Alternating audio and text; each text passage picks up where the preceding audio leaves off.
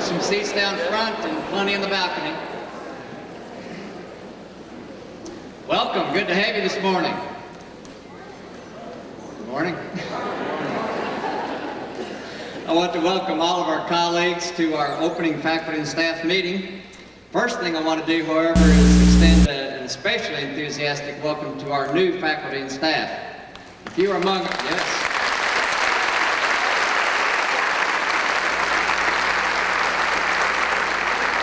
Let's do that one more time. If you're a new member of our faculty and staff, please stand and let us really welcome you. Please stand, new faculty and staff.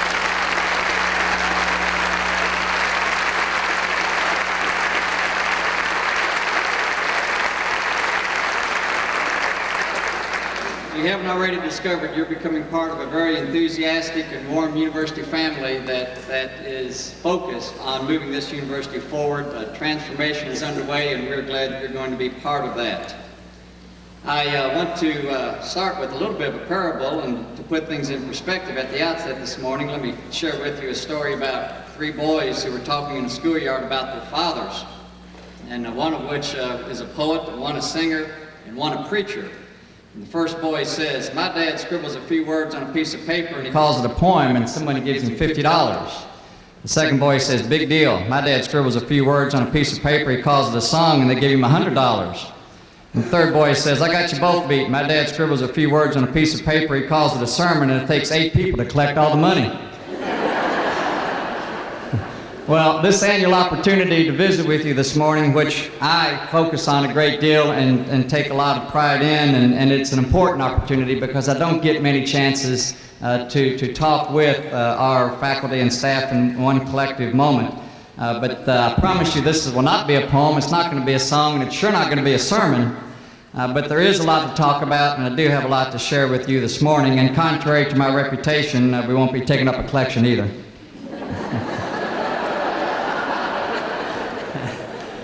But I do want to lead with the old "what did you do over the summer" theme. To those of you who spent some time away this summer, welcome back. I hope you come back rested, up to speed in your discipline, and ready to tackle a new academic year. And those of you who were here, I generally know what you've been doing because there's been so much activity taking place across this campus this summer. As for me, between enjoying some fiction by Pat Conroy and Nelson DeMille, I read a book which Dr. Birch is circulating among many of us called "Educating Citizens, Preparing America's Undergraduates for Lives of Moral and Civic Responsibility." That book contains the essence of many of the remarks that I'll be making in just a few minutes. I spent some time this summer reflecting on our progress as a university, with particular reflection on what was a remarkable 2002-2003 year at Western. I thought about the Supreme Court decision on the University of Michigan affirmative action cases and talked with a number of colleagues about those cases, and I want to reflect on that in a moment.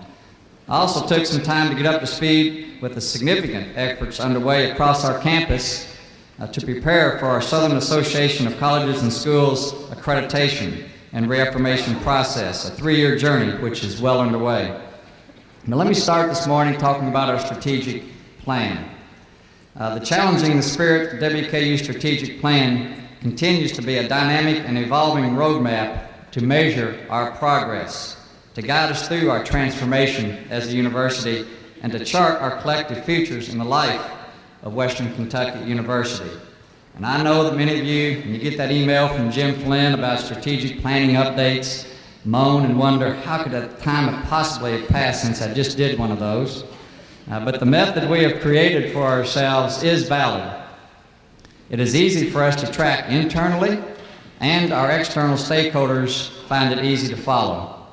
I won't take the time this morning to go through the various performance indicators and the elements of the planning process. Rather, let me talk philosophically for a moment about some of the perspectives, as I see them, which relate to our institutional plan.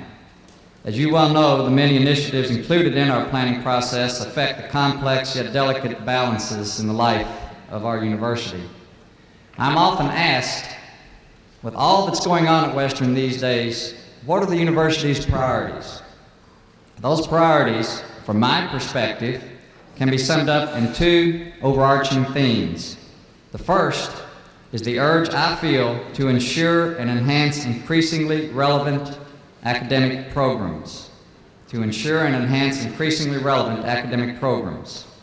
By enhance, I mean that I am consumed with finding ways to enhance your capacity as faculty and staff in your respective disciplines or your job descriptions.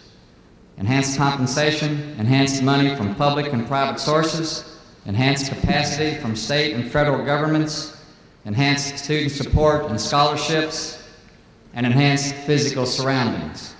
I cannot do much to enhance your specific academic or administrative activity, so what can I do to enhance your opportunities for success? Relevancy, to me, means to focus on what we're doing to provide economic prosperity for our region, to help ensure a higher quality of life for those who live in this part of Kentucky, and to support the state's agenda for improved lives for Kentuckians. This, of course, causes me to focus more on some disciplines than others, and I do that from time to time, and it causes me to elaborate a bit more on my philosophy of a comprehensive university, a philosophy which has shaped several of my comments this morning. In my opinion, comprehensive universities are a new generation of land-grant institutions. Although my thinking is not shaped by some new piece of legislation that's recently come out of Washington, there is an evolving responsibility for applied research at the undergraduate and master's level at comprehensive universities. More and more, we are becoming technologically driven and new economy focused. We have a growing responsibility to identify and solve problems in our region, to help business and industry in our region address the challenges which affect all of our lives. I'll be working with Tom Lazell at the Council on Post-Secondary Education and other presidents of the comprehensive universities in Kentucky this year to help redefine the definition of a comprehensive university in Kentucky, and that process began last week. Our language related to Western will be distinctive, and it will be relevant. Many of you are driven by this yet unwritten but growing responsibility, particularly those of you in Ogden College of Science and Engineering, but also in the College of Education and Behavioral Sciences, our new College of Health and Human Services, and our Gordon Ford College of Business. At the same time, however, some of the deepest impressions which our faculty leave with me on a daily basis come from our faculty in the liberal arts. I want to focus on that for a moment. I read a great article this summer in the New York Times called Reconciling the Liberal Arts and the Bottom Line by Sarah Reimer. In it, she quoted James O. Friedman, the retired president of Dartmouth College, who has published a book which defends the relevance of the liberal arts in education. It made me think that the more I and other educators talk about applied research, a new economy, technology, and the practical elements of education, which I believe are fundamental to a comprehensive university, the more I find what we do in the liberal arts to be so important. Dr. Friedman reminded me, and I'm sure many other readers, that a liberal education is what teaches people how to write, how to think, and makes them much more valuable in the job market over a 40-year career than graduates from a professionally specific program. Employers will tell you they are seeking the flexibility of mind that a liberal education endues. Life is unpredictable and full of disappointment, Dr. Friedman writes. The breakup of marriages, theft, death of loved ones, enduring illness. In such a world, how can one lead a real life? That is a question that a liberal education addresses, he says. That's why I sent a note to Dean David Lee a few weeks ago, wanting to learn more about how much we are requiring reading and writing skills across our curriculum, and why I continue to create opportunities to learn more about what our faculty and students in English, history, theater and dance, music, art, and communications are doing with their professional lives. I'm impressed with the specific skills our students learn in English 100, 200, and 300. The more I know what you're doing, the more I seek ways to enhance what you're doing and seek relevancy in what we're doing as a university community. The second theme which I describe for people when they ask about our priorities, is the physical transformation of our campus. I know many of you think we're spending an awful lot of money on buildings and grounds, and we are. 6 years ago, when I began this job, we had a deteriorated campus that reflected a lot of complacency over the previous 10 or 15 or 20 years. And it was a major and daunting challenge that I faced to work with whatever parties possible to help restore the physical integrity of this campus. And frankly, I take some satisfaction when I can help change the cries among you related to facilities deterioration and unpleasant surroundings to more pleasant comments about work that is being done. Our physical environment is important, and it is changing for the better. With all that we have done over the last few years and are doing at the present time, we still have, however, a very long way to go. I don't need to tell some of you that we still have at least 3 sick buildings with problems of HVAC systems and ventilation.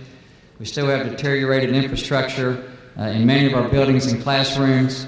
We still have outdated electrical systems, air handling units, roofs, and other key physical elements throughout our campus. As I suggested a moment ago, there's not much I can do to help you teach and conduct research and public service in your discipline, except strengthen your capacity to do so by improving your working environment. For as long as I'm in this job, which I hope, by the way, is a very long time, I'm going to do all I can to strengthen and improve the campus so that you can have an enjoyable, pleasant, comfortable, and relevant place in which to work. I'm going to do all I can to help restore the architectural and structural integrity of this campus, to create new and renovated space, to address our deferred maintenance inventory, to address parking and transportation needs, to improve our classrooms and create smart classrooms, and to address our equipment needs from residence halls to laboratories. And if the time ever comes when we have more money than we need and our buildings and grounds need no more attention, then maybe we can redefine this job. But frankly, however, I see that taking at least the rest of my professional career, and then I expect my predecessor will probably wonder what the heck I've been doing for the last 15 years. Enhanced and increasingly relevant academic programs and physical transformation of the campus. Everything else we do as administration and staff is a means to these 2 ends that support our faculty. One last thought about our strategic plan. Think of it as a moving train.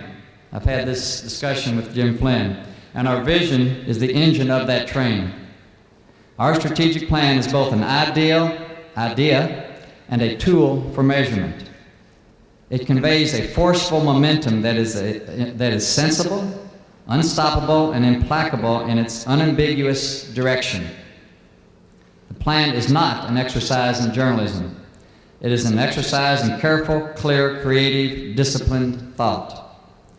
It provides a critical premise for success that our faculty, staff, students, and constituents understand, can commit to, and can dramatize to others. I want our vision statement, our mission statement, and our entire strategic plan to be important, believable, distinctive, and measurable. I want them to be structured in such a way that every department and every individual at Western feels some responsibility and has an important role to play. I want them to be an integral part of our performance evaluations throughout the campus.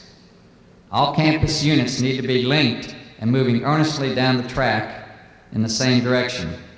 Academic affairs, facilities, finance, information technology, admissions, marketing, development, student services, and athletics all need to be linked together as cars on this train. I also know that institutions and departments don't do anything. People do. Therefore, I want our plan to be a plan that is built on a clear sense of who is doing what and when. Our resources must be consumed in ways which can be evaluated. Otherwise, the plan is meaningless and little will likely be accomplished. Suffice it to say that I want all of us to think daringly and execute steadily and consistently. We will progress while other institutions around us continue to struggle. We may not solve every problem as timely as those directly involved might like, but with the right combination of patience and persistence, we will solve most of them, and this university will be among the best comprehensive universities in America. Before leaving our strategic plan, let me mention one thing we're going to be addressing this year. As we complete a 5-year capital campaign and complete some of the construction projects that surround us, and perhaps reach a peak on our rate of enrollment growth, it will be important that we focus on an effective marketing plan over the next few years. For the last 5 years, much of our public communication has been a result of our accomplishments and actions. While that will certainly continue to be the case, we cannot assume that the dynamics that have been at work in recent years will continue without concentrated effort on our part to sustain this university as a priority in the public mind. The Tennessee Lottery, which will offer a financial incentive for Tennessee students to remain in state rather than attend Western, comes online in the coming year. For-profit colleges and universities are aggressively offering courses over the internet and on-site as they are aimed at the same students we recruit. The focus of the just completed capital campaign has passed. If we are not careful and thoughtful, we could begin to see a reversal of the trends on which we have become dependent in recent years. We will do our best to keep that from happening. Let me talk a little bit about this past year. At this point, last August, this same place, about this same time, I focused on our achievements over the last 5 years. And I talked about what we might expect to achieve in the coming year, the year that just ended 6 weeks ago. I can't resist taking a moment to recap with you what, in my opinion, was a remarkable year.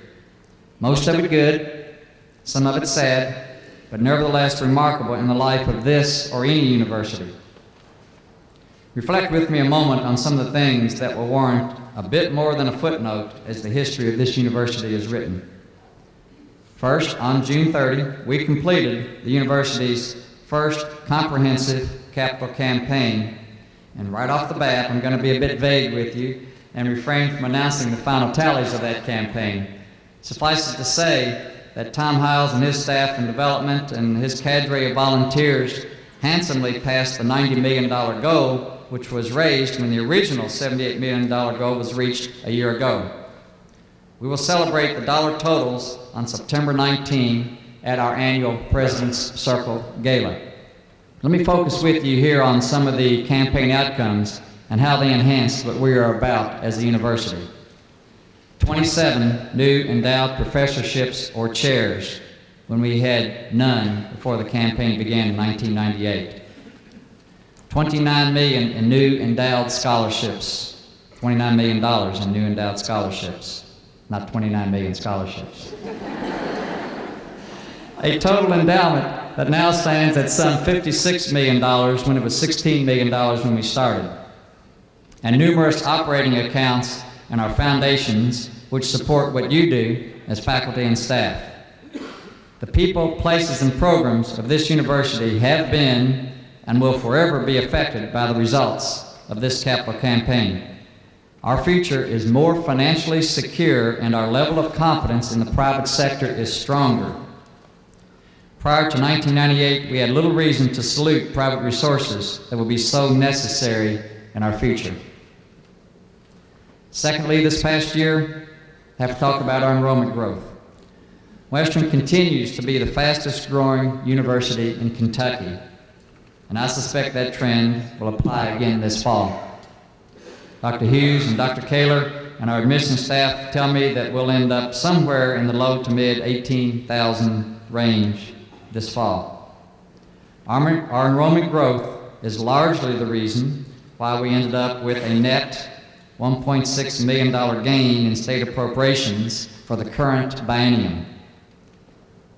The best budget outcome among the 8 universities, including those larger than Western. Our enrollment growth, however, remains largely unfunded with state appropriations. We are assessing our options as we approach the 2004 legislative session. If we get sufficient funding to encourage future growth, we may continue to grow, but at a less aggressive rate. If we do not get state funding to support our growth, we will have identified those criteria on which we will become more definitive in our selection of incoming students and focus our limited resources on a more stable enrollment. We must identify our range of tolerance for growth and limited funding. We have decided to set a minimum ACT score of 18, and we haven't decided whether it's and or, we're working on that, a high school GPA of 2.5 to be admitted as a baccalaureate degree seeking student. We will further utilize our community college for those students who do not meet these standards.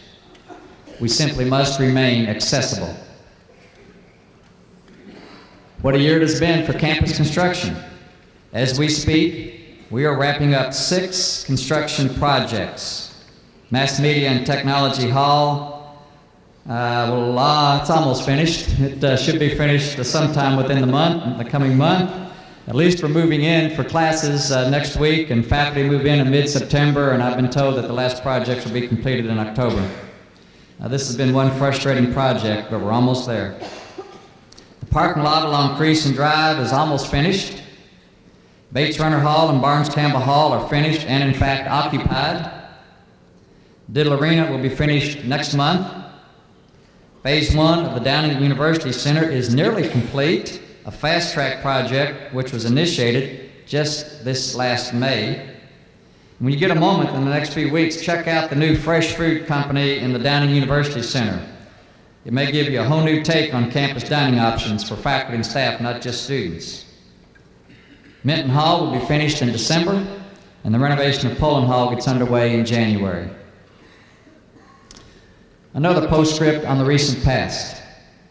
Dick Kirchmeyer and his staff in information technology led a marvelous effort to replace our 12-year-old telephone system with a new state-of-the-art system which increases our capacity as a university community and enhances the increasingly important dependability of our phone system.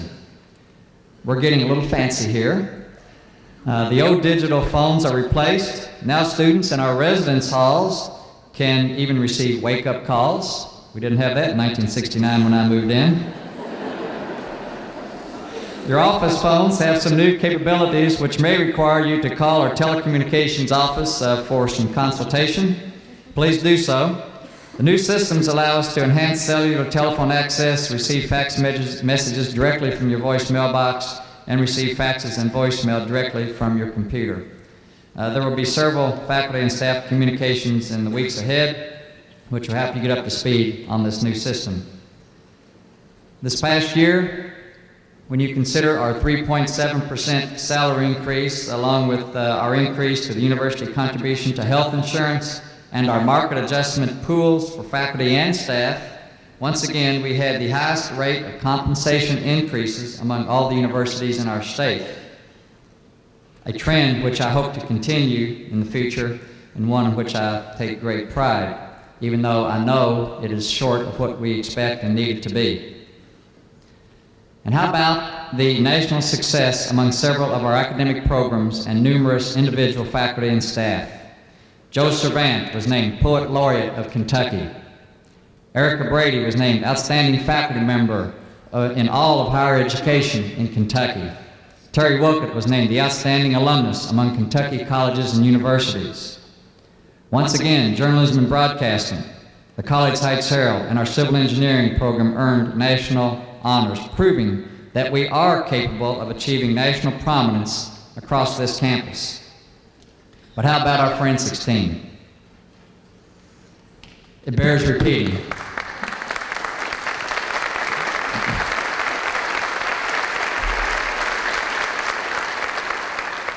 For the first time in the history of intercollegiate debate, one university won all 3 national championships and the International Forensics Association Championship in the same year.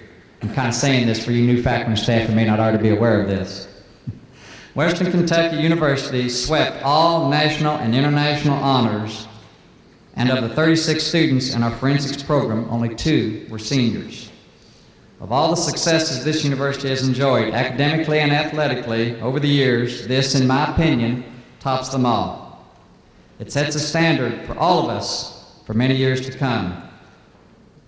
Speaking of athletics, our athletic program had a pretty good year as well, with 6 conference championships, a conference all-sports trophy, a national 1AA football championship, and nearly half of our students earned a 3.0 grade point average or better. And what can I say about sponsored research except congratulations and keep it going? With Phil Myers and his staff orchestrating your efforts, you, the faculty and staff, submitted 328 proposals totaling nearly $70 million in proposed sponsored support. Of those, an incredible percentage, 284 awards, were successful.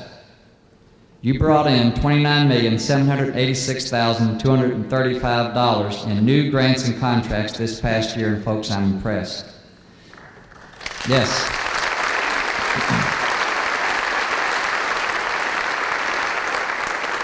This is a statistical measure in which we are leading our benchmarks and creating considerable distance from most comprehensive universities.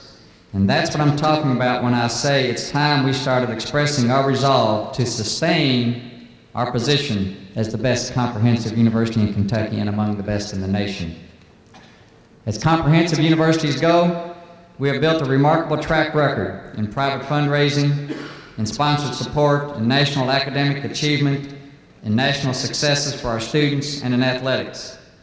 Let's all give each other and this university another round of applause for one heck of a year, and I say thank you and congratulations. On the real significance of success, the value it brings to our people.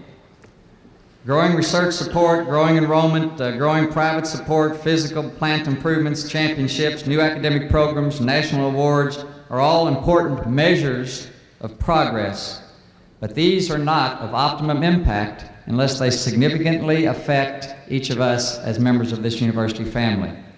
It is not the trappings of success that motivate us. Rather, the difference it makes in the lives of people in and near this university family. Professorships and scholarships for people, diversity and growth, economic development, jobs in our region, and solved problems, leadership and character building.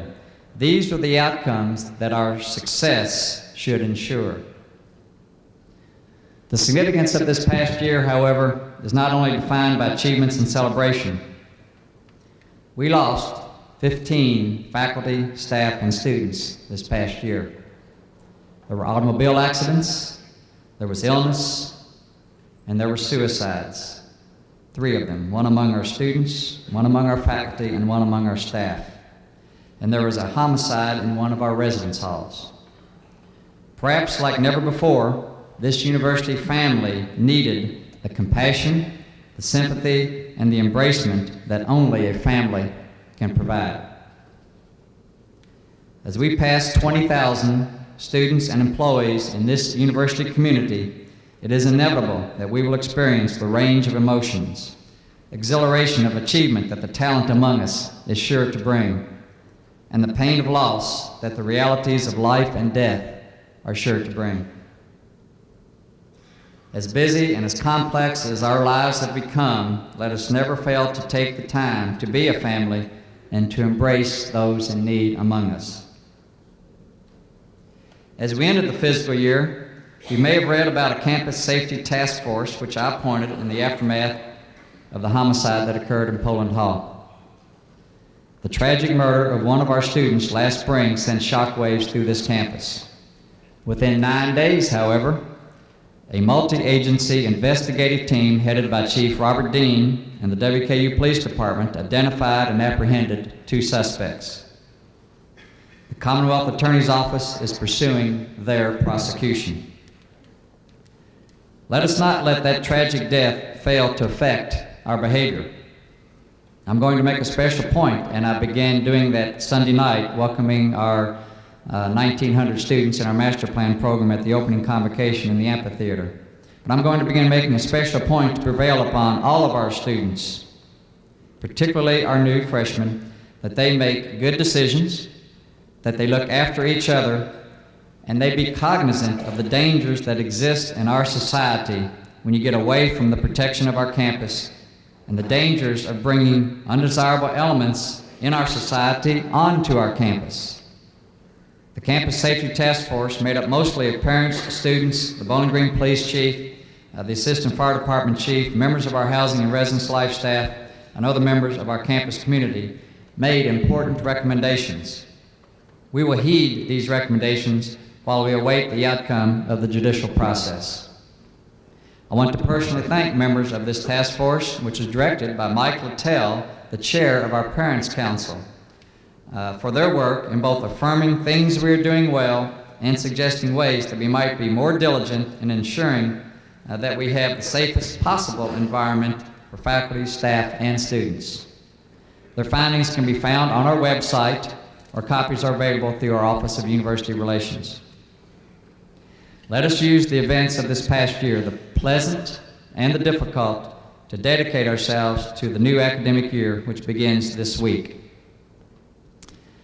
Let me talk a little bit about diversity and affirmative action and accessibility.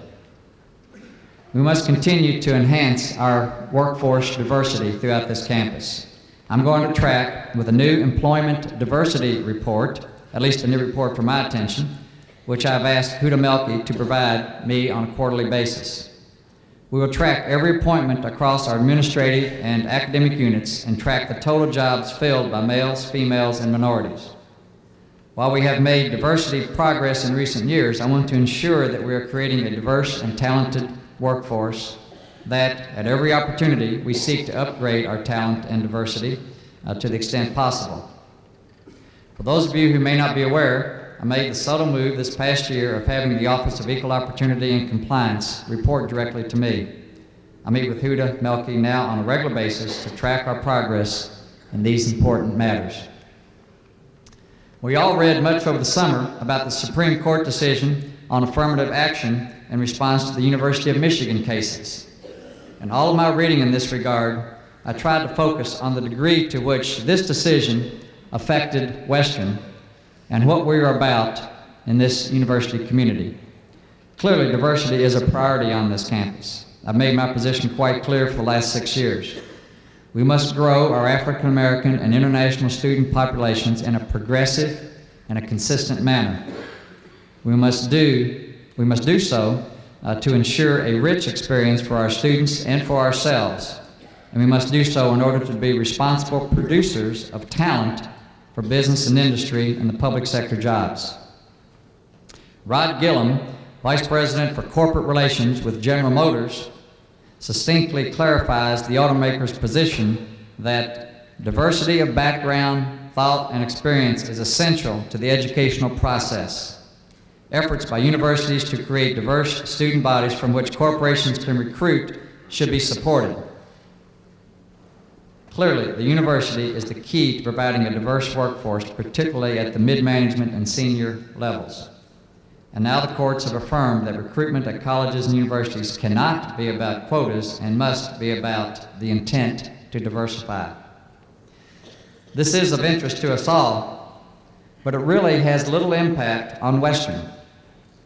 The court's decision has a far greater impact on the 10% or so of American colleges and universities which engage in highly selective admissions practice. The reality is affirmative action, as defined as access and opportunity, is practiced throughout most of American higher education with little or no regard to either historic or recent court actions because they simply were not relevant at most colleges. The contention that the outcome of the Michigan cases would dramatically affect the face of higher education overlooks the historic route to opportunity that most colleges like Western, have long provided. Western's African American student population has increased from approximately 5% to approximately 10% of our student body since our strategic plan was initiated in 1998. And our international student population has grown from approximately 200 to some 500 over the same period of time. We are doing a good job of diversifying our student body, and we must continue. We're doing so with solid recruiting practices aimed at inner city schools in Louisville, Nashville, Memphis, St. Louis, Indianapolis, and Cincinnati. and word-of-mouth recruitment in the international community is paying off as well. Clarity, for me, was achieved in a conversation I had with Dr. Kermit Hall, president of Utah State University. Utah State is one of the new member institutions in our Sun Belt Athletic Conference. One of the values of an athletic conference is the opportunity to interact with peer institutions on matters which go way beyond athletic competition. Such was the case when I spent some time with Kermit at the Sun Belt Conference spring meetings last May. Kermit further clarified the conversation we had in the perspective he clarified in a point of view article he wrote in the June 20 Chronicle of Higher Education. Some points Kermit made that are pertinent to our work at Western include his acknowledgement that we do not now and never will have to depend alone on a handful of highly selective institutions to produce our future leaders. Western Kentucky has historically operated with an open admissions policy. We may be in the process of becoming more modestly selective over the next few years, but that will be driven by financial variables and will not affect our recruitment of a diverse student population. Gene Matthews of the Washington Post wrote that less selective colleges often do a better job than highly selective institutions in preparing less confident students for life.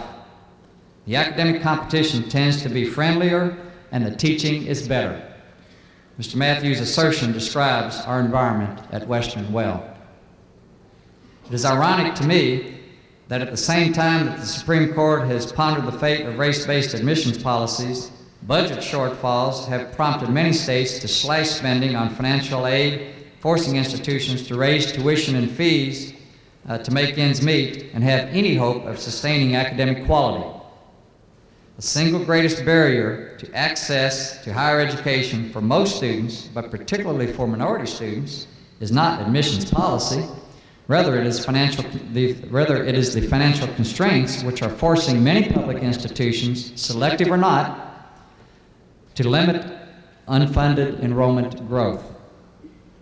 For those of us in public higher education, most of the resources needed to educate a student are going to have to continue to come principally from the state.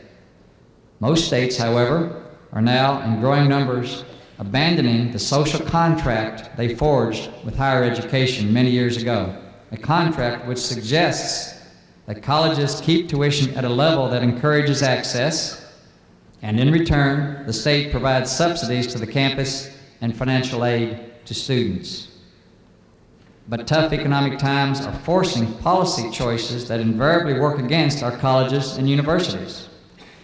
The single most important action that federal and state governments can take is to provide funding to ensure both access and quality, and to ensure sufficient financial aid for students with low and moderate income families. Better financial support for students in need and for our faculty who are working each day to provide the educational opportunities for our students is what will make the difference on this and most other public campuses. Economic reality in Kentucky is not encouraging for the coming year and perhaps for the next couple of years. I was in budget hearings in Frankfurt last week.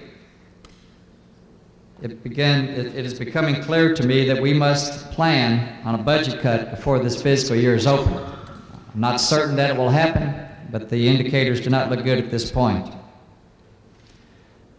We are in the fight of our lives like never before to hold on to what we have for next year. The political dynamics in Kentucky do not bode well for new revenues. The cost and value of a Western education is going to increase this year. We will have no other choice.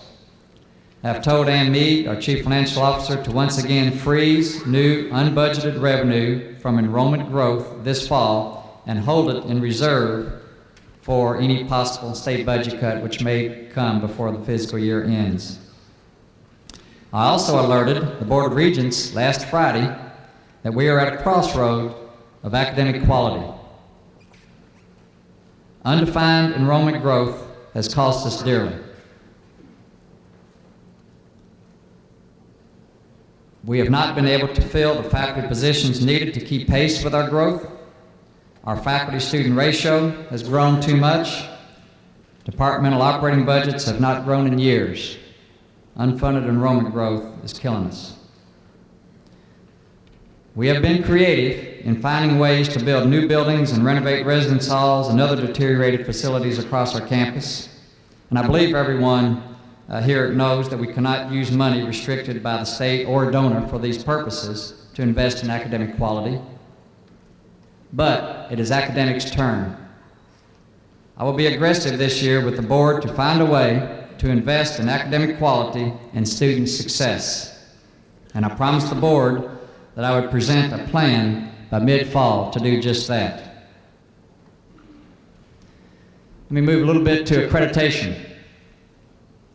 As most of you know, Western is moving toward the SACS accreditation and reaffirmation, which will culminate in 2005.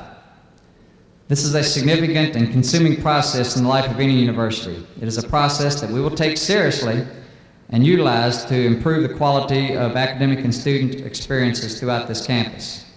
The Western experience, in many ways, has subtle and not so subtle differences when compared with the experience to be gained on many other campuses.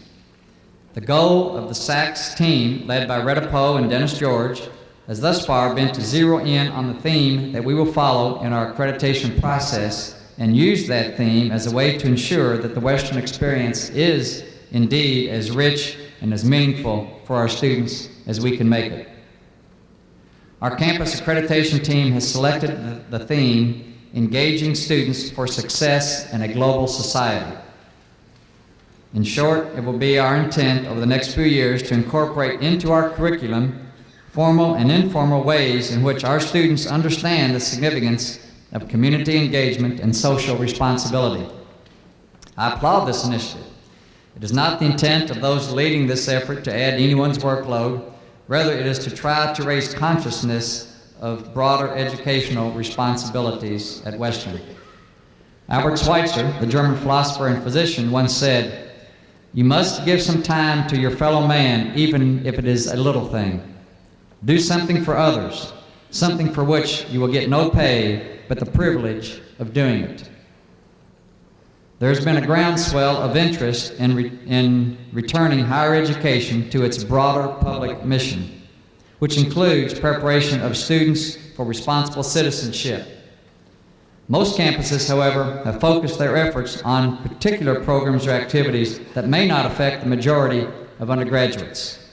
Institutions heretofore have typically not centrally coordinated efforts in this regard. We should all be concerned with the development of the person as an accountable individual and an engaged participant in our society at the local, state, national, and global levels. Responsibility includes viewing oneself as a member of a shared social structure. Virtues such as honesty, trustworthiness, fairness, and respect contribute to the development of personal integrity. Some institutions seek to enhance a sense of social concern among the students through coursework that focuses on important social or moral issues, while others use programs of community service and service learning. Our students need to understand how a community operates, the problems it faces, the richness of diversity, and be willing to commit time and energy to enhance community life and work collectively to resolve community concerns. Colleges and universities should be trying to promote civic responsibility through both curricular and co-curricular programs.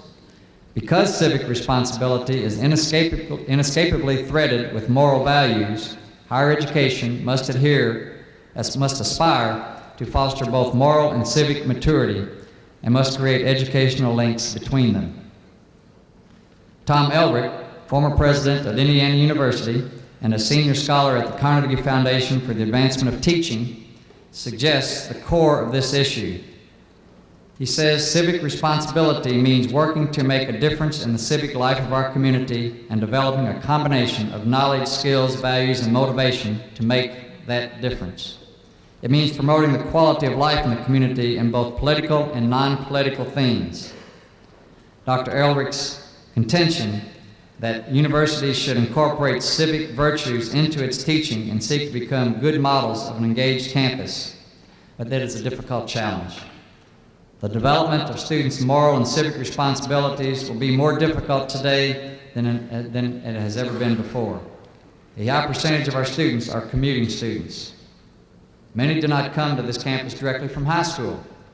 Many do not view themselves as members of a community of learners, rather as consumers who seek to get what they want as rapidly, as easily, and as cheaply as possible.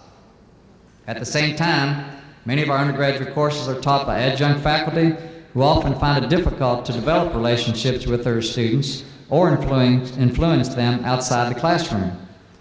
This is why it is so important that you, as faculty and staff, view yourselves as members of this academic community, and that your loyalties and mission and goals to this university become as important and as strong as you feel they are to your discipline. It is not my intention here today to simplify or sound philosophical or esoteric. I do, however, seek these virtues in our students and our graduates. I'm asking Provost Birch and Vice President Tice and our deans to work closely with our accreditation committee to use the SACS affirmation process as a means to incorporate these values into the Western experience. It is my hope that our extracurricular programs and our residence hall life include a rich blend of moral and civic responsibility in each student's life. These concepts are in the process of becoming explicit campus goals. Two specific projects that you will be hearing more about include the American Democracy Project, which is being advanced by the American Association of State Colleges and Universities, of which Western is an active member, and the American Humanics Program, which we're initiating on our campus. The American Democracy Project is a multi-campus initiative that seeks to create an intellectual and experiential understanding of civic engagement in the United States in the 21st century. And it is aimed at undergraduates enrolled in more than 430 ASCU institutions, which represent more than 1.3 million students. The project, specifically, which includes 146 participating institutions, is in response to decreasing rates of participation of civic life in this nation, in voting, in advocacy, in volunteerism, in local associations, and in other forms of civic engagement that are necessary for the vitality of our democracy.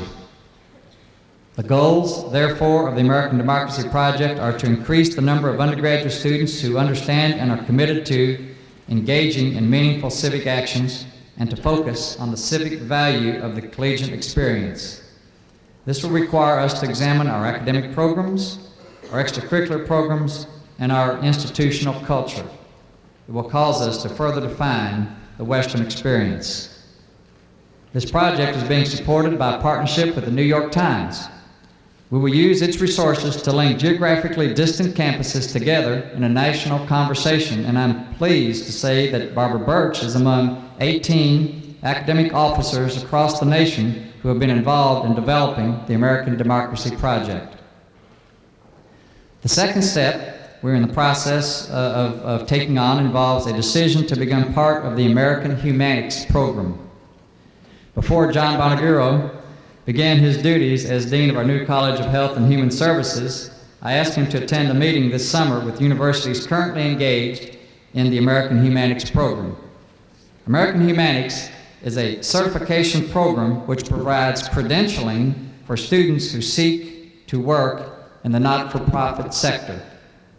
Western students from numerous disciplines will be able to take a series of courses leading to American Humanics certification during their undergraduate careers.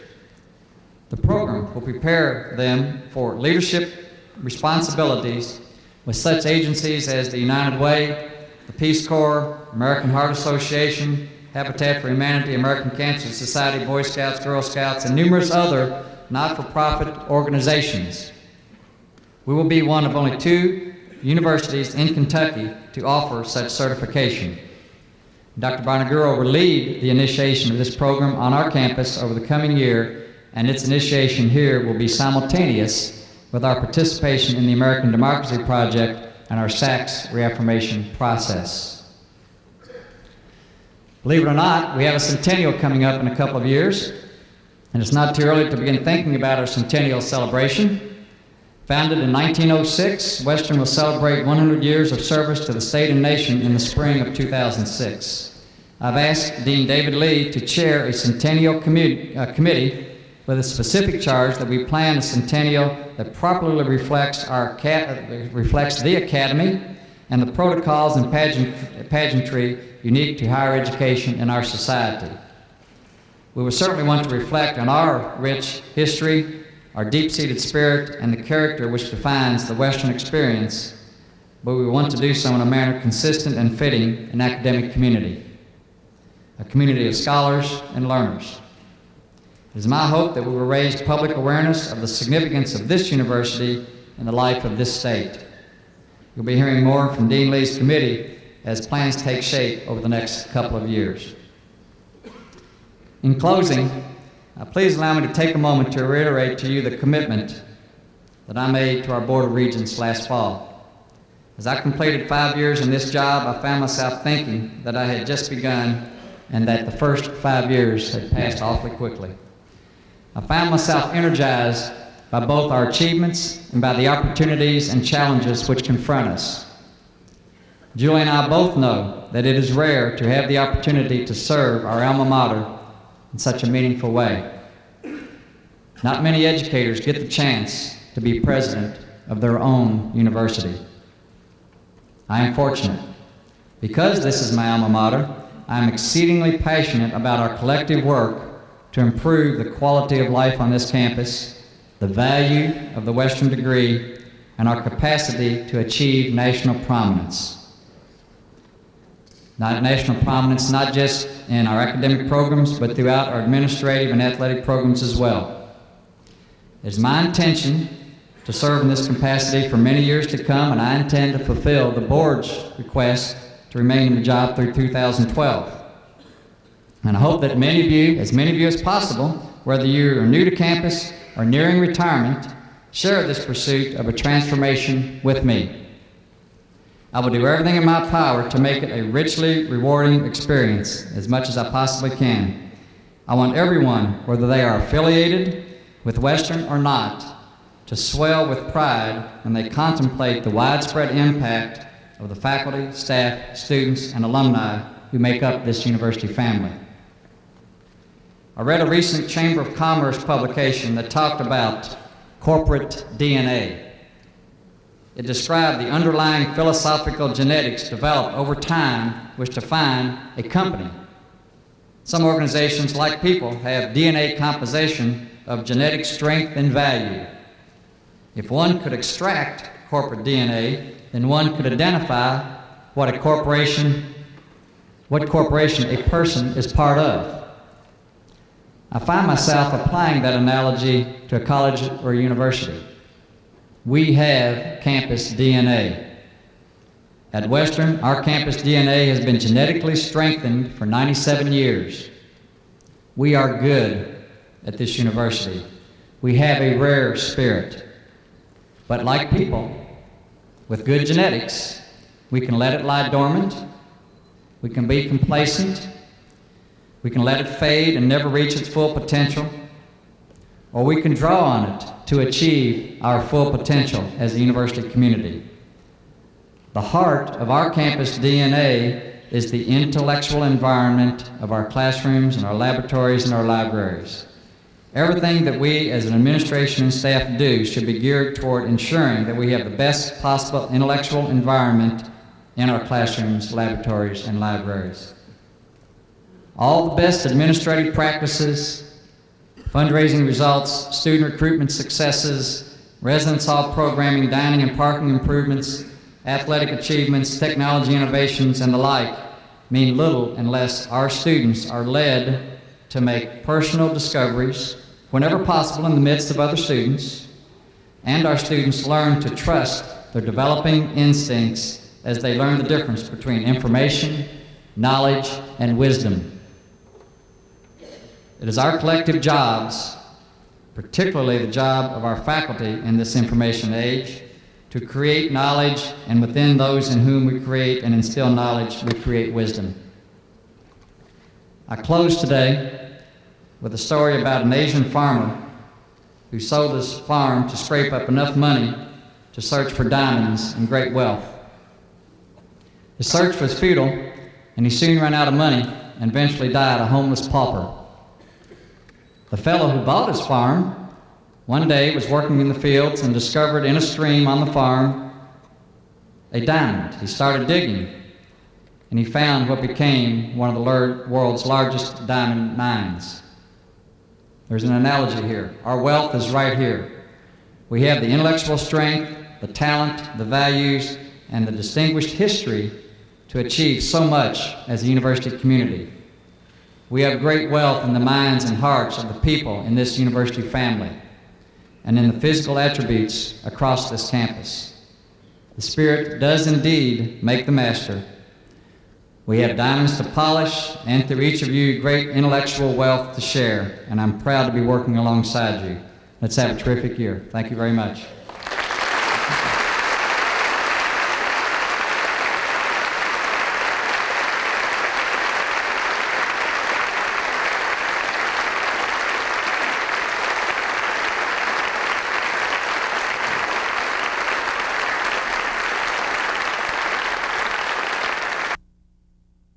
President's Award for Diversity.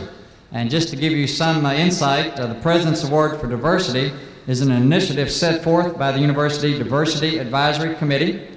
The purpose of the award is to recognize and reward a Western Kentucky University student or organization, employee, and a member of the community contributing exemplary leadership and achievement in advancing diversity on our campus or communities served by Western. This award is intended to encourage creativity, dialogue, and action through advocacy, scholarship, and service. Eligibility criteria.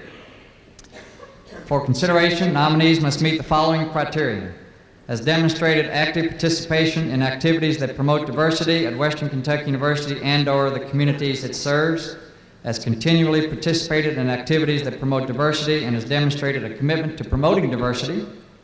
Efforts should be beyond the scope of their job title and responsibilities and is not solely focused on or limited to his or her paid position, and encourages and promotes diversity in various arenas and capacities. This award includes a $1,000 honorarium. The first recipient is the Employee Award. Dr. Harold Little. Harold, if you'll come forward. Harold Little.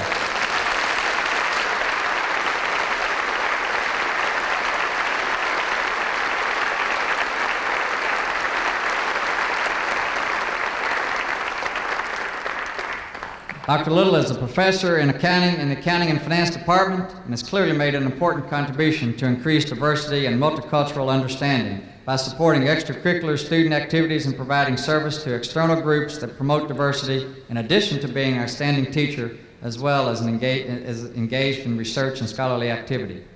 In the area of diversity initiatives, he helped to create and currently works with the American Accounting Association's newest section, the Faculty Diversity and Initiatives section. Dr. Little also serves as chairperson for the South Central Kentucky Minority Economic Development Council and has initiated contact with accounting faculty in Mexico to create a faculty exchange program. He is a charter member of the African Hispanic Native American Accounting Doctoral Student Association, a part of the KPMG Foundation PhD project, which focuses on increasing the number of minority faculty members with doctoral degrees in accounting. In the area of student support initiatives, Dr. Little works with Black Men at Western, a support, mentoring, retention group for black males at Western, the African American Studies program, and serves as an advisor to two organizations, Western's chapter of Delta Sigma Pi Business Fraternity and What's Up, a multicultural, ethnically diverse discussion group. Dr. Harold Little, well deserved. Congratulations.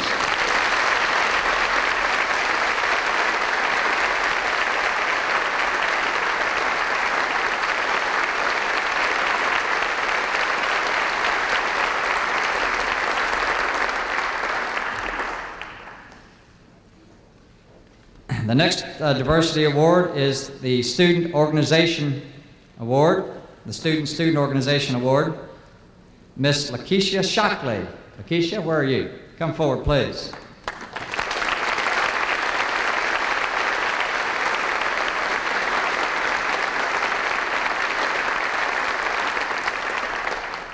Lakeisha, a recent graduate of Western Kentucky University, received a Bachelor of Science degree in broadcasting. She served as the host of New Horizons, a public service television program sponsored by the Bowling Green Human Rights Commission. As host, her topics included information and interviews about community events and other diverse topics that impacted our community, such as fair housing, the Unity Alliance, and the International Festival. In addition, she works with a very diverse youth population at the Housing Authority of Bowling Green. Lakeisha Shockley, congratulations.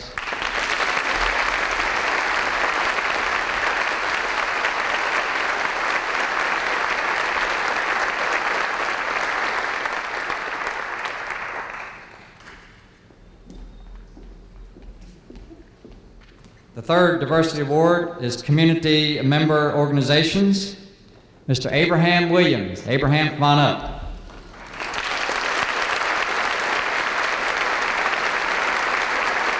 Over here.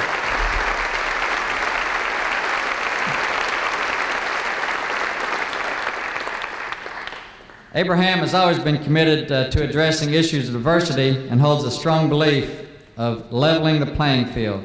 He has served as the Executive Director of the Housing Authority of Bowling Green for 8 years.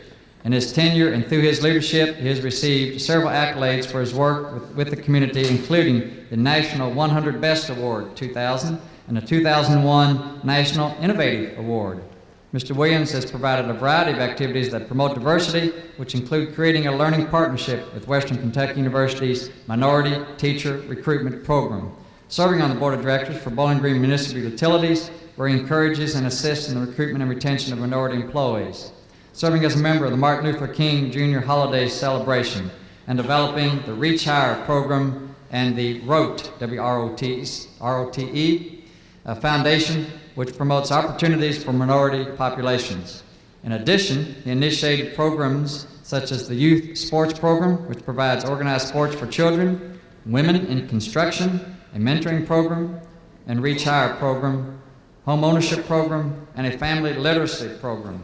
Mr. Williams has been an advocate for diversity for many years through his volunteerism and programmatic initiatives, and still works diligently to accomplish his goal of leveling the playing field. Abraham Williams, congratulations.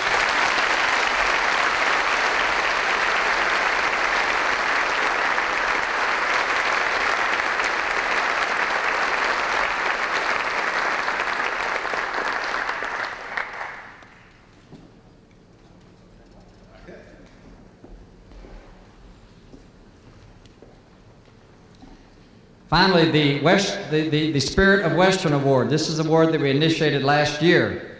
The Western Kentucky University Spirit of Western Award recognizes a member of the faculty, staff, or student body who best represents the vivacity, enthusiasm, loyalty, and inspirational principles of the Western experience. This recognition will be presented each year at this meeting, carries a $1,000 honorarium to the recipient. Members of the university community nominate deserving individuals who best meet these criteria. The nominee has made significant contributions to the Western experience. The nominee has been involved in a variety of activities that have improved the lives of those who share the Western experience. The nominee's significant and varied service activities are to be understood as non-occupationally related, i.e. the accomplishments of the nominee are not to be an extension of his or her job at the university. This year's recipient, selected by the committee, is Cindy Jones. Cindy, come on up.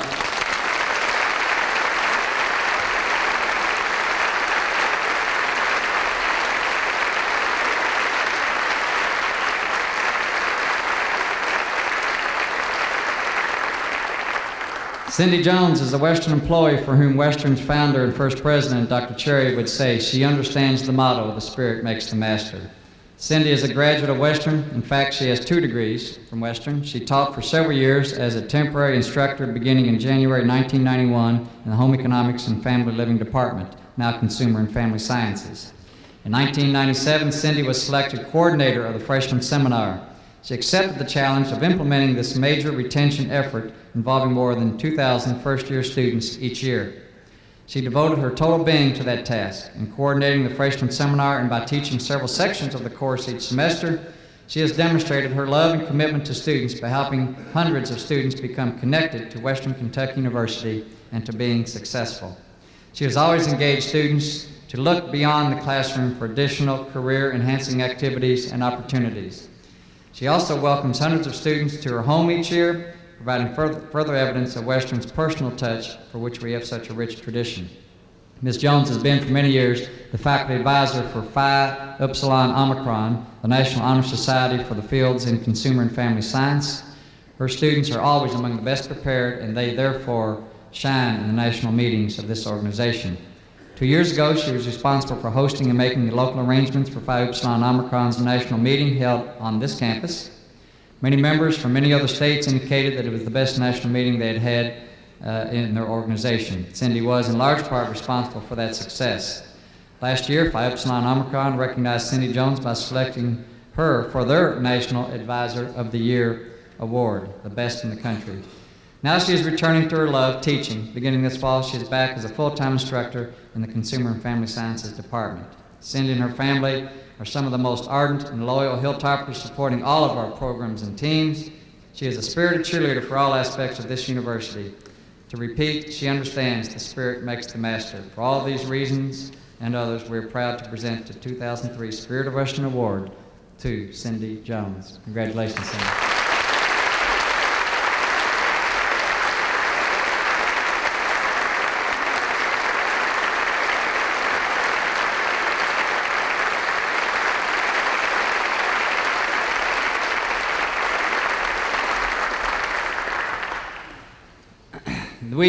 I would like for faculty to gather outside and remain in and around the building for the next few minutes. Faculty are invited to return for the opening faculty convocation in about 15 minutes, and everyone else is dismissed. Again, thank you for being here. I'm so optimistic and encouraged by what lies ahead this year. Let's have a terrific year. Thank you.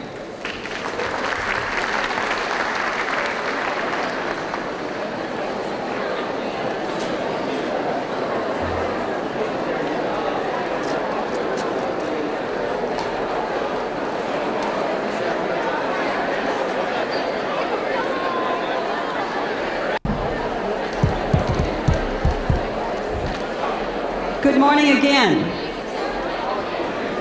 Got it.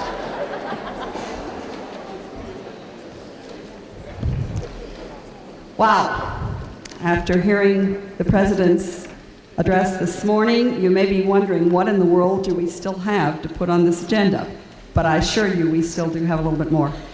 Welcome to all of you, and my special thanks for coming to the faculty convocation.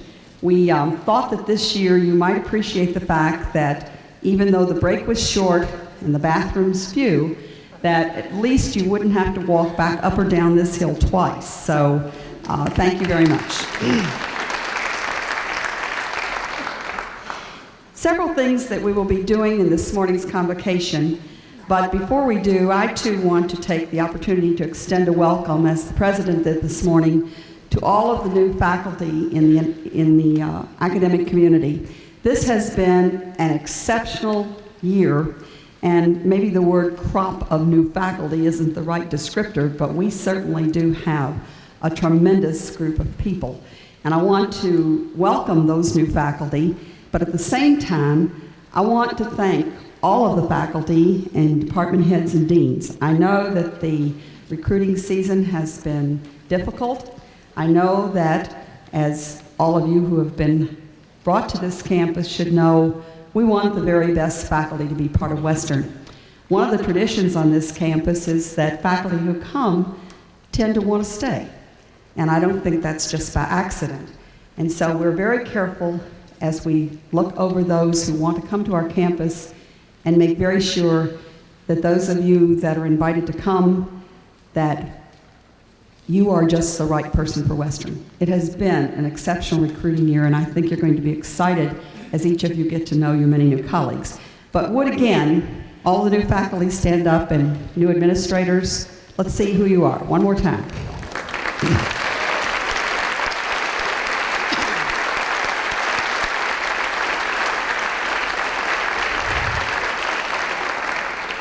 I especially want to tell you that I'm pleased that you came to Convocation for another reason. As the President was talking about the things that we hold to be special at Western, the values of who we are, the culture of our campus. I think that many of us, excuse me, have come to realize just how important those things that we each model and those things that we choose to participate in and show our support for, what a tremendous influence that is for our students. And so this morning, what we hope to do is to be able to share very briefly a little bit of what I think is going to be an exciting opportunity this year for a campus-wide conversation. We've never really tried to have a campus-wide conversation of the type that we're going to embrace this year, and I hope you'll be as excited about it as we are. Before we do that, however, I would like to pause and do that which is a very special part of this assembly every year, and that is to recognize some of the exceptional achievements of faculty who have, as I would quote Dr. Cherry, gone above the rim. They have performed above the rim. A lot of us like that analogy, and those of you that have never read any of the works of Dr. Cherry, he was talking about a speech he gave in which he was describing it's what's above the rim that counts. He says when you fill the basket full of apples, that you don't just top it off even. It's above the rim. It's that something extra. And the only problem with that, President Ransdale, is that people think we're talking about basketball, so we have to be careful. But these folks this morning have truly achieved above the rim in the best traditions of the university. And so I very briefly want to introduce them to you, present them with their awards, and we will also share with you Unit Productivity Award winners, which many of you will share in today before we move into our program. The first awards that I want to present this morning are those that will bring 2 new university distinguished professors to the group of very special individuals who have been selected by their peers as exemplifying the very finest of the teaching, scholarship, and service traditions of the university. Before I do that, you will note on the back of your program this morning, we have listed those who have achieved this distinction, and I asked them as a special privilege, not penalty, to sit down front so I could at least let you see who they are because of this achievement. And I'm going to very briefly recognize and introduce them. Dr. Dan Ronker, are you here? Aha, we'll have to find Dan. Carlton Jackson, I believe, is optional retirement, right? And Dr. Gary Dillard is as well. Some of these people, for those of you that are brand new, if you stay around long enough, you might qualify for optional retirement, and that is you only come one semester. Dr. Robert Hoyt is also, Dr. Julia Roberts is here, I believe. Julia.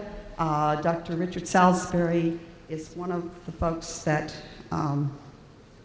regrettably, we lost this past year. A fine instructor. Dr. Sam McFarland and Dr. Marion Lucas, Dr. Mel Borland, Dr. Leroy Metzi, Dr. James Baker, Dr. Carol Crow-Carrico, and Dr. Ken Hewen. Please recognize your colleagues.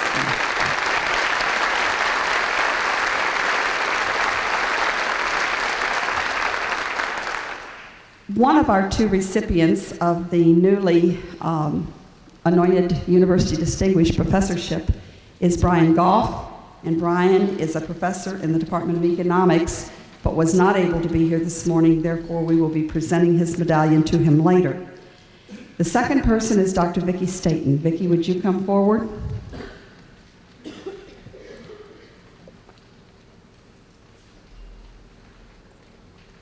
Dr. Staten is a professor in the Department of Special Instructional Programs with a focus on interdisciplinary early childhood education. She came to Western in 1989 following her graduate education at University of Illinois and a faculty appointment at Eastern Illinois University. She is recognized as a superb teacher who takes a personal interest in her students. She's developed a national reputation in the field of early childhood and special education. She is a prolific researcher and has an outstanding publication record. Dr. Staten has helped give Kentucky a national profile as a leader in early childhood education. She led a faculty team from the state that participated in a 3-year project that was designed to enhance interdisciplinary and family-centered aspects of early intervention preparation programs. Her most recent book, entitled Recommended Practices in Personnel Preparation, Guidelines for Early Childhood Special Educators, illustrates the kind of applied and relevant work that she does in the field and why she has had such an impact on the profession. Dr. Staten is also a prolific grants woman. She has authored numerous grants attracting over $3 million in external funding. She's active in regional and national professional organizations, having served a national presidency in her association most recently, and has a variety of leadership roles in various organizations. Her accomplishments truly justify the awarding of Distinguished University Professor. Vicki, congratulations.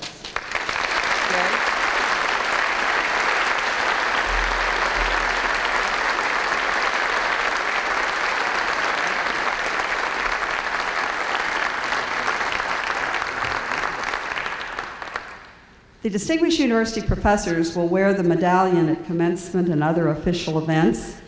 Additionally, this year, for the first time with the support of the President, we've been able to increase the awards, and that includes all of our current University Distinguished Professors. We have moved from, I think, a couple $1,000s, Gary, to giving our Distinguished Professors the option of how they want to use a $5,000 annual award for 5 years. So this is a $25,000 award. They can take it as stipend or professional development dollars, whichever way they choose. So particularly congratulations.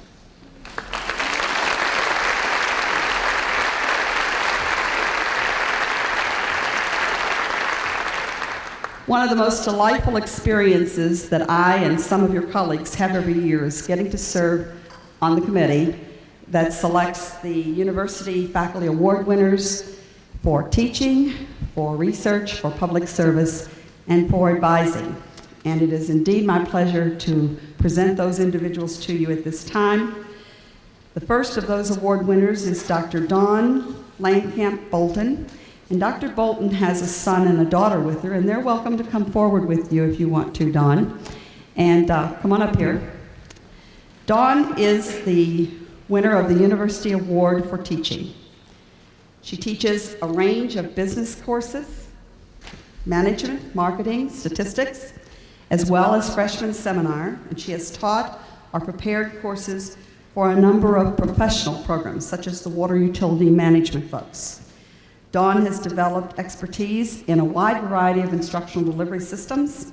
Students learn with Dawn through lecture, application, collaborative learning strategies, face-to-face classes, as well as her web-based classes. She has engaged students through discussion boards and email communications. She has also taught ITV and taken students abroad to study international marketing.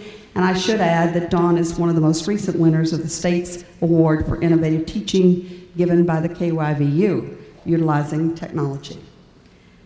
Dawn is a good model of the scholarship of teaching, as evidenced by her active participation in a number of conferences on teaching and learning, and she has also carried out research projects that relate to her teaching. Students rave about Dawn's classes. Even, she says, the dreaded Econ 206C statistics. Dr. Bolton doesn't make it easy, but she does make it palatable, and students say, enjoyable. As one of her students said, excellent professor, hard, but you learn a lot, and you love her. She goes the extra mile for her students. She engages them beyond the classroom, even volunteering to tutor in the community college, Learning Assistance Center, and helping other students learn in her classes. The key core teaching value that comes through Dr. Bolton's materials and her students is that she cares. And caring is very much in the tradition of the Western spirit. She cares about her students as learners and as individuals. She cares about them learning materials, not memorizing it only, and she cares about their lives outside of class. She said she feels I don't just teach their brains while the rest of them stays out of it. These two quotes illustrate how her caring affects her students. One of them said, "I enjoy coming to class where the professor has so much respect for her students, as much as they do for her." That's a stat class. And from an adult involved in the water utilities management class, your willingness to share knowledge and enable others, including me, is a manifestation of all those treasured qualities that still speak to the heart and soul of the teaching profession. Dawn is an exemplary model of good teaching. She also is the first award winner from the community college. Dawn, congratulations.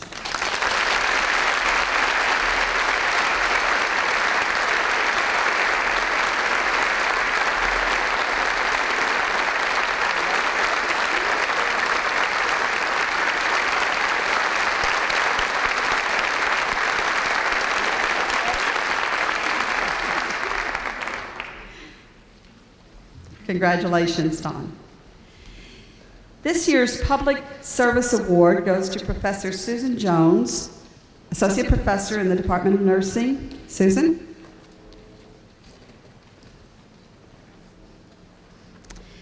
In her statement of philosophy, Susan summarizes her work at Western as an attempt to blend the roles of teacher and researcher with that of public servant, to do my part in achieving the broad goal of improving the health care and quality of life for all Kentuckians. Her record shows that she has been exceptionally successful in that attempt. Professor Jones has been recognized widely and praised as the creator of the Kentucky Partnership for Farm Family Health and Safety, a community-based, not-for-profit organization. The primary mission of her organization is to link farm women, their families, and their communities to improve health and safety. As one individual farmer with work in the partnership put it, "I believe you've done more than organize a group of women to farm this partnership. In fact, you have opened up a whole new way of thinking for countless Kentuckians and have surely saved lives along the way." Professor Jones initiated the participation of the partnership in the Progressive Farm Safety Day camps, which also has provided safety sessions for more than 1,000 children ages 6 to 13. Susan continues to be actively involved in planning and implementing these summer educational camps. She has worked to develop a special relationship with an Old Order Mennonite community in Allen County. The results of this relationship has been a monthly health clinic for members of the community. The project also engages Western nursing students as well as University of Louisville medical residents in learning opportunities in cultural awareness and diversity as it results and relates to healthcare. She has been involved in developing numerous grant proposals that relate to community health initiatives. She's active in state and national professional nursing organizations, notably the Kentucky Board of Nursing and the National Council of the State Boards of Nursing, and in both she has held important leadership roles. In all of her public service, she makes every effort to engage her students, both graduate and undergraduate, in diverse scholarly and service learning projects to promote the health of rural residents. A colleague from the University of Kentucky writes that Professor Jones has enhanced the reputation of Western Kentucky University as an innovative university focusing on real problems of real people in the community. It is my pleasure to recognize Professor Susan Jones as this year's Public Service Award winner. Susan, congratulations.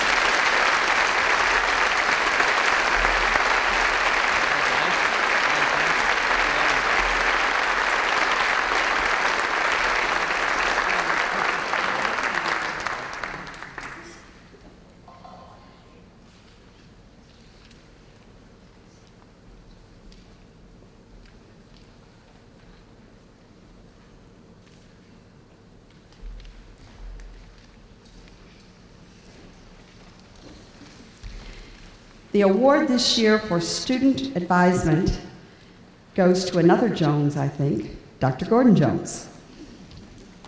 Gordon is a professor of animal science in the Department of Agriculture and in his 34th year at Western. In his personal statement for nomination, Dr. Jones said, My goal is to motivate students and to develop confidence in their abilities and to have them think and dream about goals in life. He is known as a professor who constantly dedicates his life to engage students both inside and outside the classroom in activities that are related to their academic pursuit, to their career, and to their leadership development. He has advised hundreds of students, undergraduate and graduate. He typically has more than 100 active advisees in any single year. He knows every student by name, he knows about the students and their lives, and he expects them to have regular advising consultations with him. He is advisor to all pre-vet students in the university. It's very difficult to be admitted to vet school, by the way, in that we only have 36 slots available to students from the state of Kentucky each year in a special arrangement with Auburn University. Western has had the highest rate of acceptance into veterinary school of any university in Kentucky during the past 15 years. Dr. Jones is a regularly invited speaker to many local, state, national, and indeed international meetings of animal scientists. He is respected locally and worldwide. He is also quoted as saying, "My ultimate goal is to use individual advisement for each and every student to reach his or her academic and career potential. I feel successful as an advisor only if my advisees have fully expressed their academic potential and if each one has chosen a career path which will result in challenging and rewarding career and life experiences." Indeed, that is exactly what Dr. Jones has done, as per testimony of many of his students. Gordon, I'm delighted to recognize you as a student advisement winner.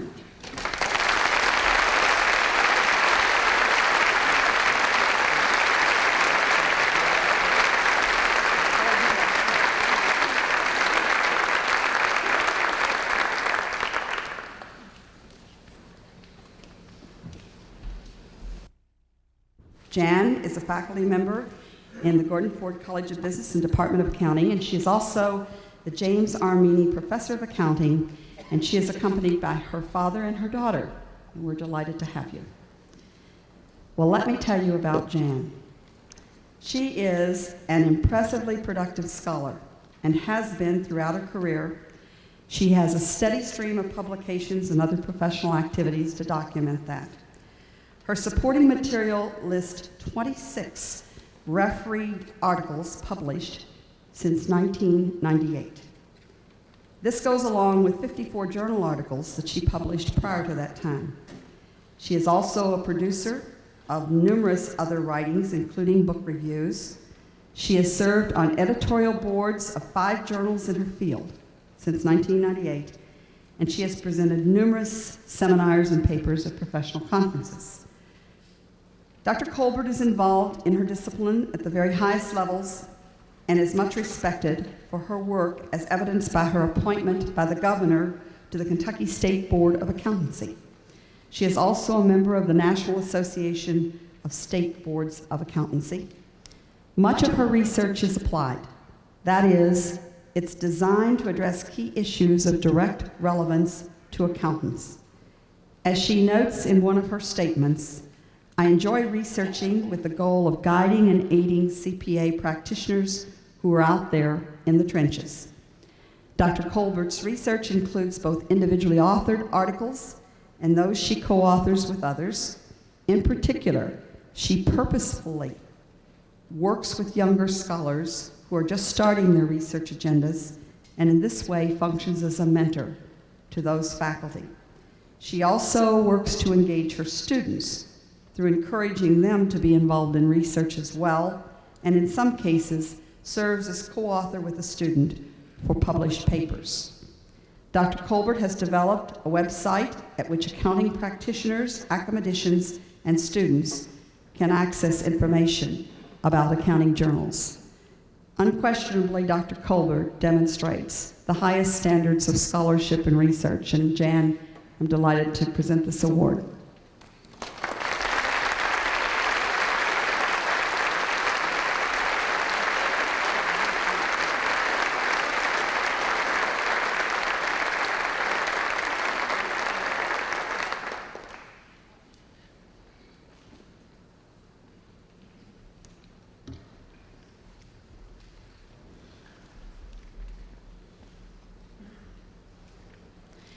I did mention to you that Dr. Goff was unable to be with us this morning, but I think I'm going to take just another minute and share with you what I would have said about Brian, because he is quite a remarkable person, and many of you will want to get to know him.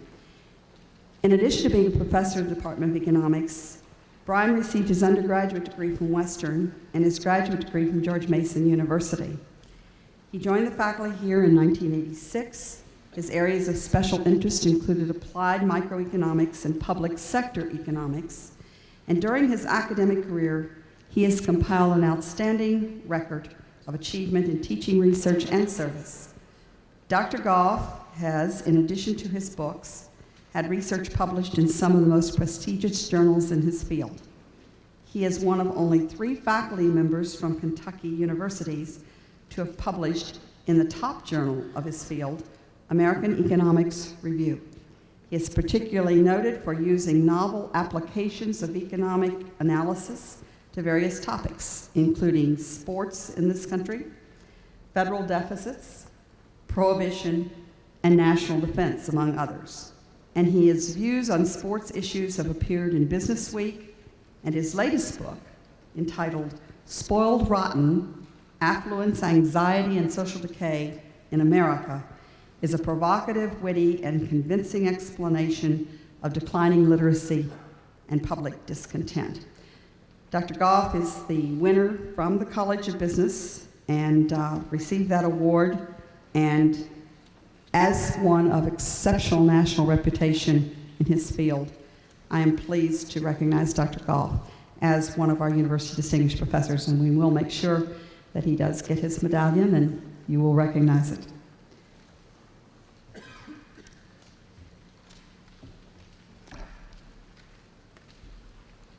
For the past 7 years, or about 7 years ago, we initiated another award system.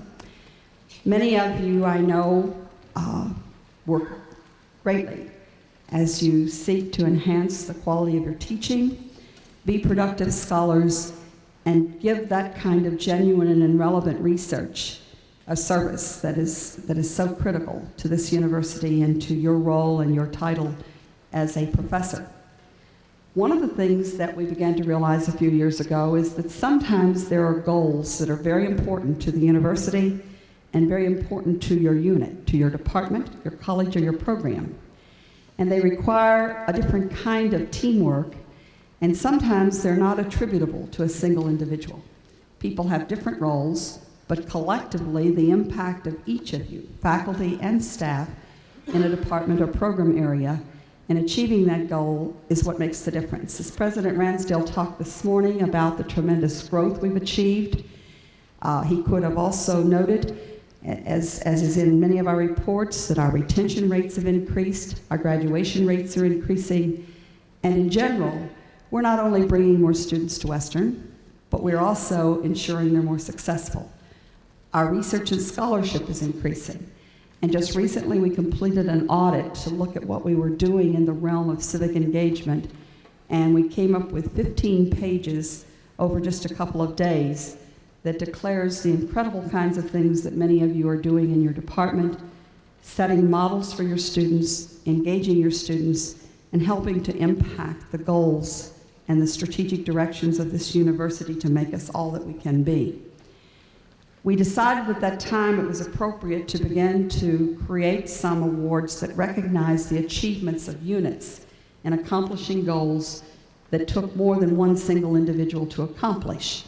It's a voluntary process still today. The first year, we were able to carve out $56,000 to award to the departments who applied for, were reviewed, and received those awards.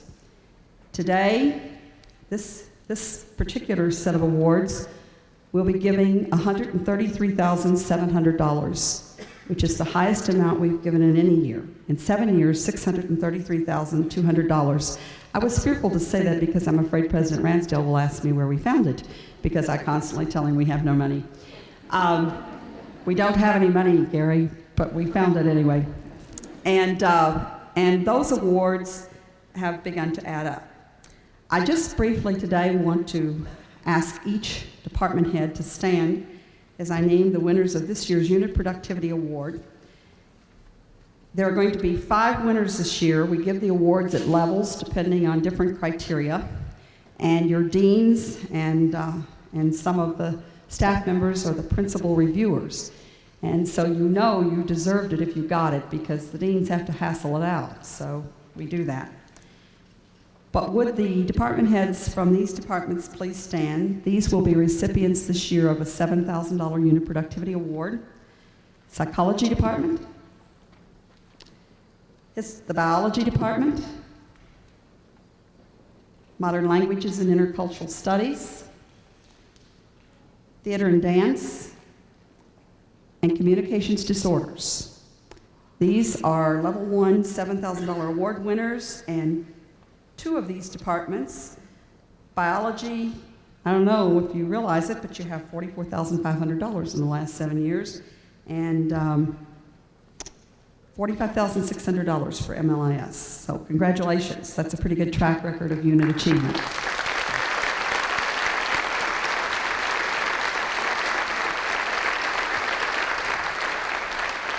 The Level 2 awards this year will be $4,500.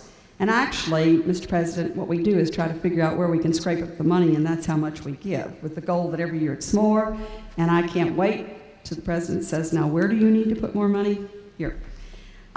With the department heads for accounting, management, nursing, history, English, public health, social work, geography and geology, folk studies, which is in MLIS but did a separate program, special instructional programs, art, government, and the School of Journalism and Broadcasting.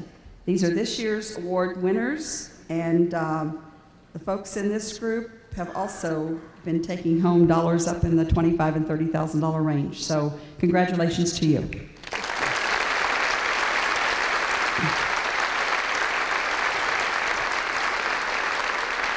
$2,000 awards this year will be given to the following departments. If you would please stand and be recognized: communication, physical education and recreation, music, consumer family sciences, dental hygiene, architectural manufacturing sciences, chemistry, religion and philosophy, physics and astronomy, and computer information systems. Congratulations to all of you.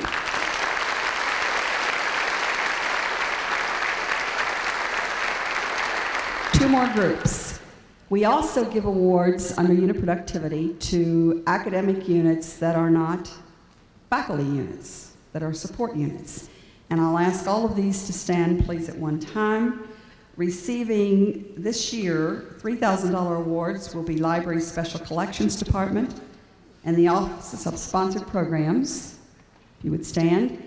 Receiving $2,000 awards, Office of International Programs, Office of Student Publications, and Office of the Registrar. And $1,000 awards this year, Library Public Services, Library Technical Services, Office of Admissions, and Women's Studies. Congratulations to all of you.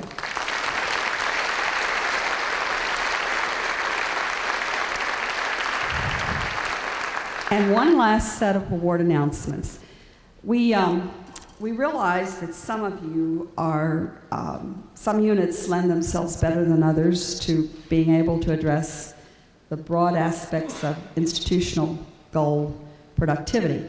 And so this year we experimented, and we said to you this was just an experiment until we learned how to do it, but we did invite you to apply for a priority initiative award. This was where you could take one single thing that you were doing that was highly relevant to institutional goal, but specifically targeted.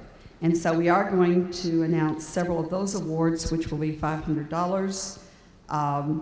And those are going to communication disorders, if you would stand, the MBA program, to theater and dance, government, folk studies and anthropology, modern languages and art, and library special collections, and then there will be a separate $200 award, Office of Admissions. Again, thank you for helping us learn how to do it. Next year, we're going to increase those awards.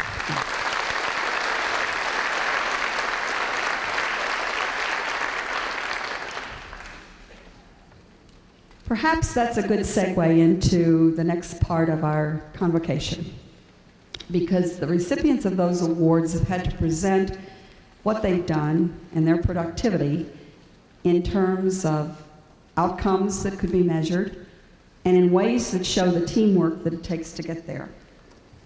This morning, Dr. Ransdell mentioned that we were moving more and more toward attending to what we would do to help our students become more contributing citizens, better leaders. He also dropped 3 little words, and I counted, he did it several times, and they're important words. And he said, the Western experience. He pointed out we're 97 years young, and soon we'll be having our centennial celebration. And part of what we're beginning to look at this year are those qualities that define us as a university in ways that are unique from any other. And I'm going to ask Dr. Ransdell if he'd come forward and share a few thoughts about your role, how we're going to go about that, and the possibilities of what it can mean in creating this Western experience. Gary, as you come up, I will share one thing.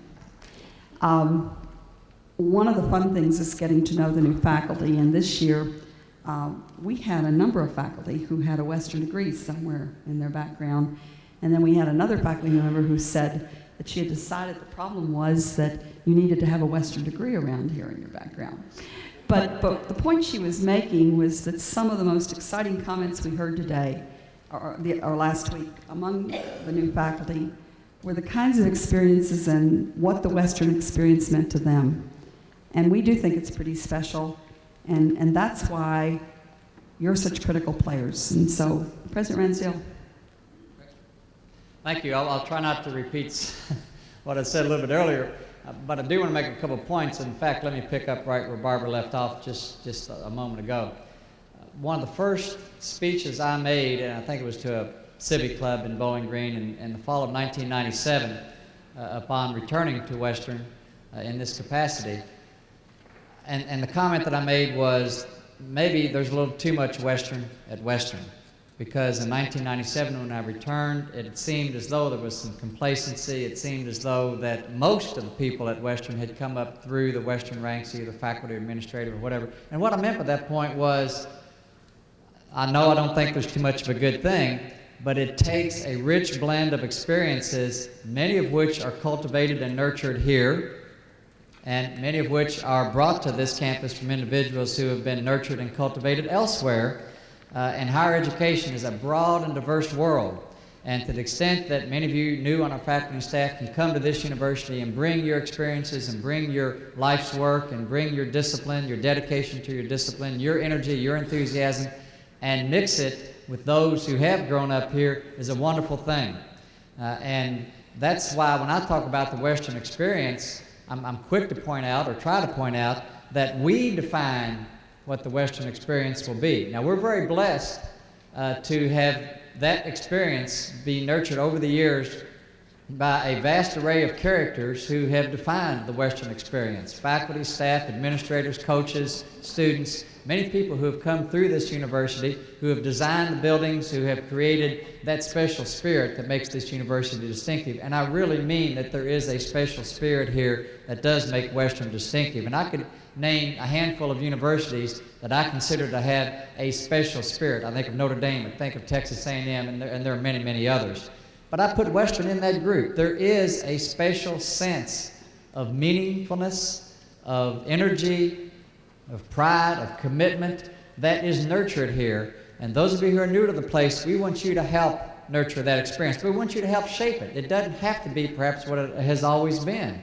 It's something that is within our power to shape, to control, and to create in the future. and nobody will have a greater impact on that than our faculty. Our students are in your classrooms, in your laboratories, they see you in the library, they see you in the Downing Center, they see you across this campus day in, day out. You will be those individuals who will shape how the Western experience goes forward in the future.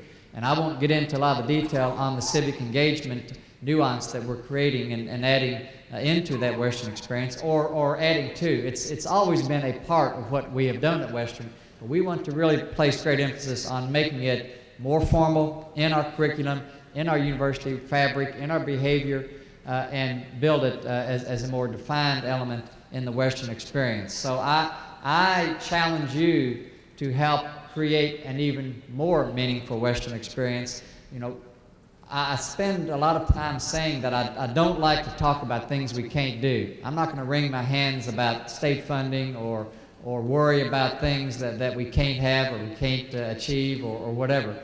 And certainly there are a lot of things that are going to be very difficult for us to do with limited funding. What I am going to do is focus my energies on things we can control and help bring things about that we do have the power to achieve. So let me talk 1 second about something that we shall not do, and that's let that experience dissipate, let that experience become something that is complacent. We want this campus to be rich in energy and enthusiasm and adrenaline that our students feel. And it has to do with you, what you do in the classroom. It has to do with the grounds. It has to do with this place, how we care for this place. All those feelings students observe. They see, they sense, they become part of what we are. And when they leave this campus, we want them to be civic-minded, civically engaged, feel a sense of responsibility to community, whatever community is, however you choose to define it. Whether it's here in Bowling Green, whether it's Warren County, whether it's the community to which a student might move to, whether it's a community anywhere on the globe, as broad as that community can be for a student and however they choose to define it. We want our students to play a meaningful role in that community and feel some responsibility to help build this society, to help build this democracy that so many people in this nation have developed over the last 225 years or whatever. It's very important that our students get more than just a degree in their chosen discipline. That will happen if all of us make that a priority and build it into the curriculum. And one of the things we want to talk about today is how do we go about doing that? How do we get that ball rolling? And I challenge you all to embrace that as part of what you do every day in the classroom. Beyond that, I'll leave it to those individuals who have some specific thoughts in mind about how to go about that. But again, thank you for what you're doing, and thank you for what you're going to do to help make the Western experience one of those unique variables in higher education in this nation. And I do mean the word unique, and I don't use that word lightly. But we have a chance to continue to nurture that Western experience, and I thank you for helping us do that. Thanks.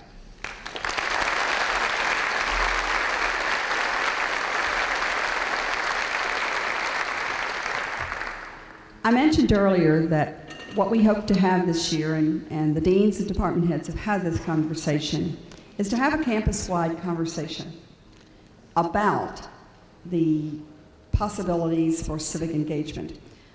Our overall umbrella is our QEP, Quality Enhancement Plan, and we will be living with that QEP for the next several years, engaging students for success in a global society.